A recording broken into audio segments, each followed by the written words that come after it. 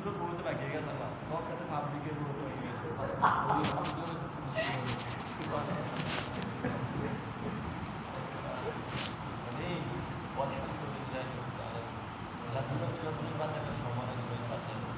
আল্লাহ সবচেয়ে পাপ দোয়া শুনছে রব্বানা আতিনা ফিদ দুনিয়া হাসানা দুনিয়া মাগানা কল্যাণ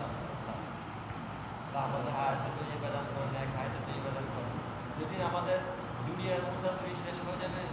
ওদিন আমাদের দিলে এবং জবানে জানি